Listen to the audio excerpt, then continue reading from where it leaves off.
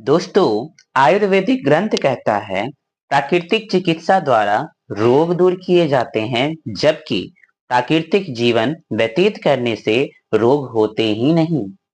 प्राकृतिक जीवन या जीने की कला के अंतर्गत प्राकृतिक चिकित्सा आती है।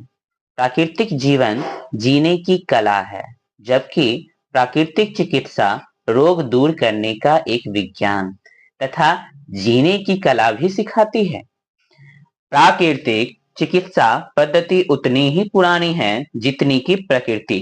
इसका वर्णन संसार की प्राचीनतम पुस्तक वेदों तथा भारत के अन्य प्राचीनतम ग्रंथों गीता, स्मृतियां, उपनिषदों, हठ योग प्रदीपिका आदि में मिलता है। इनमें जल, वायु, सूर्य, अन्न, उपवास, योग्याभ्यास द्वारा रोगों को उन्मूलन करने की विधियां का वर्णन है। शुरू शुरू में आयुर्वेदिक चिकित्सक भी प्रकृति का सहारा लेते हैं और भस्ती, लंगन, मिट्टी, स्वेद स्नान, त्राटक, प्राणायाम आदि के द्वारा उपचार करते थे।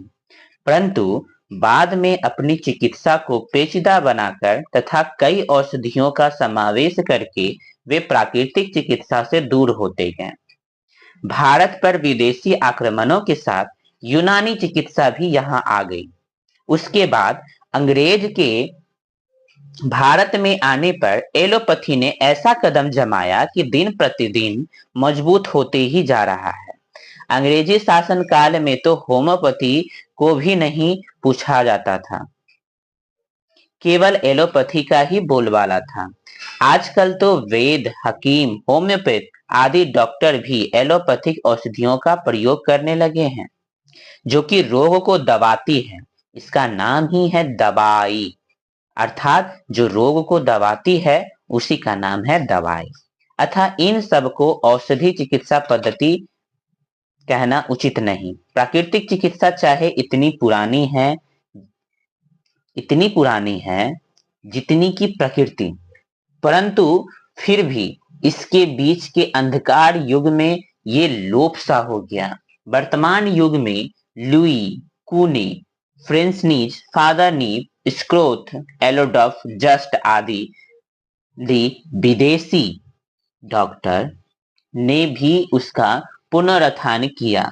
अब तो ये संसार में बहुत शीघ्रता से फैली जा रही है। प्राकृतिक चिकित्सा तो बाहर के लक्षणों को दूर ना करके रोग के कारण को दूर करती है। ये तो रोग का कारण शरीर में विद्यमान विजातीय